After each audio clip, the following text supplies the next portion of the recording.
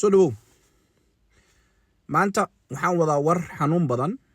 khaasatan dadka diidmada heesto saa hor kuugu sheegayba doorashada waxaa nooga harsan muddo isbuuc ka yar okay xukuumadda dalkan ka talisa uu hogaamiyo Olaf Scholz ee xisbiga SPD waxay isku dayday shalay toole inay tarxiisho dad gaarayo 50 qofood lagana tarxiilayo gobolkan aniga aan deganahay Nether section caasimadiisii Hanover dadkan ayaa waxaa la sheegay in loo tarxiili rabay dalkaas iyo Ciraaq dadkan waxay ahayn dad qaxooti ah oo maangeliyo doon ah laakiin maangeliyadooda dalkan laga diiday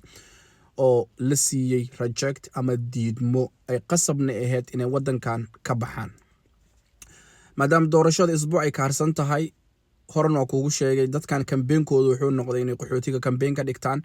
marka shalay toole 50kaasi qofood habada ayaa lagu cunay waxaan loo celiyay dalkoodii Ciraaq okay